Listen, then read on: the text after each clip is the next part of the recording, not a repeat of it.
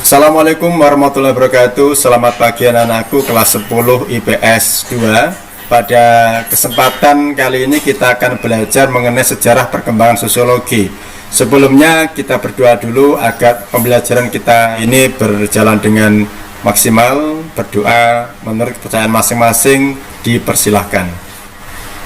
Doa selesai. Sebelum kita membahas materi, untuk link absen yang sudah saya bagikan di WA Group, silakan bisa diisi sebagai bukti kehadiran kalian. Oke, pada kesempatan kali ini kita akan belajar mengenai perkembangan sosiologi. Yang sebelumnya di pertemuan lalu kita sudah membahas mengenai definisi dan objek kajian sosiologi. Yang sudah kita pelajari bahwa objek kajian sosiologi ada dua, objek material dan objek formal. Masih ingat mengenai objek formal? Objek formal adalah manusia sebagai makhluk sosial. Oke, terima kasih Mbak Putri. Oke, untuk tujuan pembelajaran pada pertemuan kali ini, Anda harus mampu untuk menguasai materi sejarah perkembangan sosiologi ya. Dan untuk materi kita, perkembangan sosiologi itu berawal pengaruh revolusi Prancis ya dan revolusi Inggris, yang mana menimbulkan kekhawatiran dan kecaman masyarakat Prancis.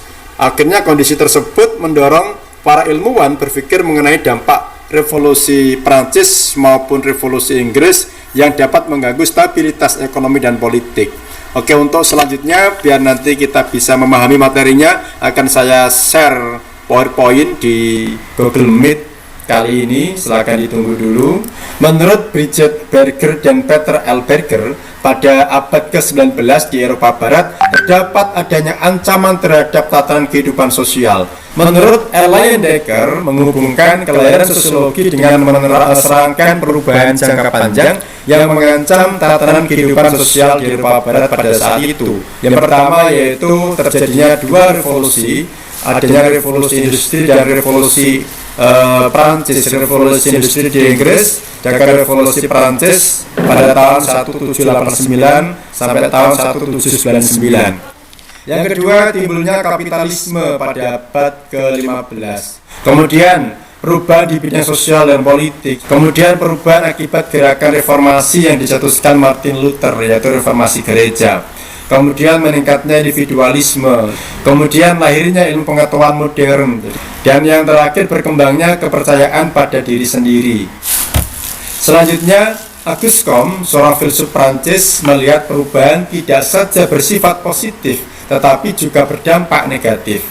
Comte melihat perubahan tersebut terjadi karena masyarakat tidak lagi mengetahui bagaimana mengatasi perubahan akibat revolusi dan hukum-hukum apa saja yang dapat dipakai untuk mengatur tatanan sosial masyarakat. Jadi ketika itu masyarakat dalam kondisi yang chaos, kondisi yang kacau balau, kemudian belum ada satu ilmu yang memberikan solusi. Oleh karena itu tahun 1942 Auguste Comte menyarankan agar semua penelitian tentang masyarakat ditingkatkan menjadi suatu ilmu yang berdiri sendiri, yang memberi nama ilmu yang akan lahir itu dengan istilah sosiologi. Kemudian sosiologi baru berkembang menjadi sebuah ilmu setelah Emile Durkheim mengembangkan metodologi sosiologi melalui bukunya Rules of Sociological Method. Meskipun demikian, meskipun Emile Durkheim berjasa mengembangkan metodologi, tetapi tidak disebut sebagai bapak sosiologi. Namun, karena yang memunculkan istilah sosiologi pertama kali adalah Auguste Comte, maka bapak sosiologi disematkan kepada Auguste Comte. Kemudian selanjutnya perkembangan sosiologi di Indonesia. Ketika ilmu sosiologi lahir dan berkembang di Eropa, para pemimpin Indonesia belum pernah mempelajari ilmu sosiologi sebagai ilmu pengetahuan.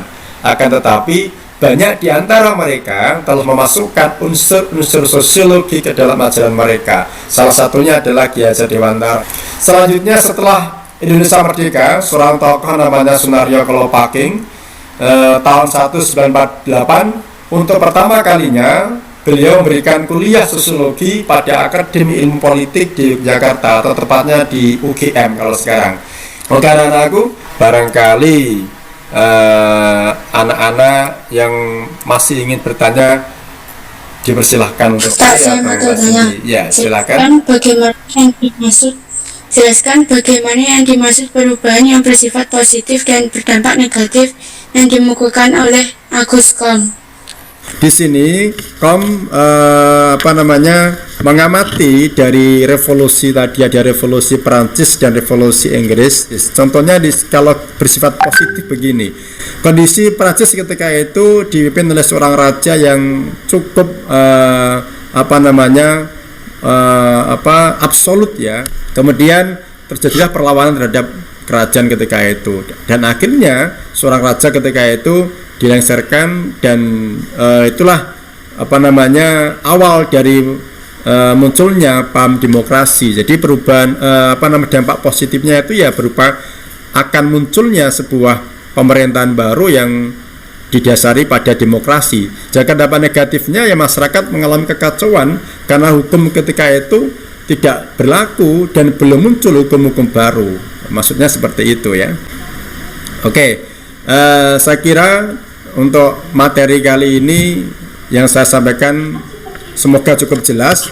Kemudian untuk nanti sebagai bahan diskusi akan saya berikan bahan diskusi yang bisa didiskusikan oleh kelompok kalian yang ada di kelas.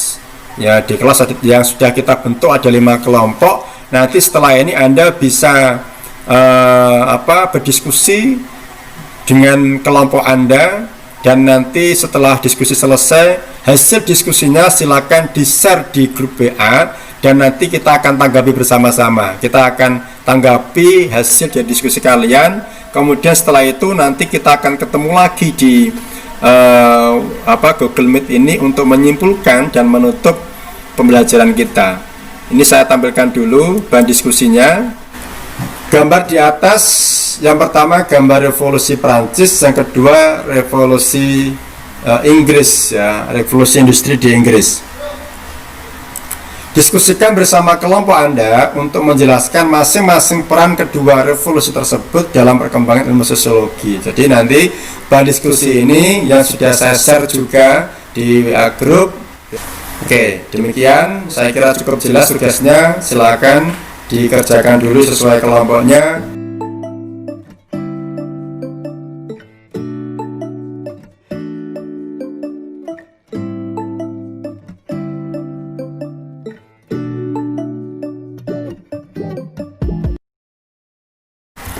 Oke anak-anakku, setelah tadi kita berdiskusi banyak di WA group yang cukup seru diskusinya, kita saatnya kita di penutup ya. Jadi untuk diskusi kita tadi bisa saya simpulkan bahwa peran dari revolusi industri dan revolusi Prancis ya terhadap lahirnya ilmu sosiologi itu gambaran seperti ini. Revolusi-revolusi itu menyebabkan berbagai perubahan dan gejolak dalam masyarakat. Tatanan yang telah berusia ratusan tahun dalam masyarakat diobrak-abrik dan dijungkir balikan. Jadi kemudian karena itulah para ilmuwan tergugah untuk mencari cara menganalisis perubahan secara rasional dan ilmiah sehingga dapat diketahui sebab dan akibatnya.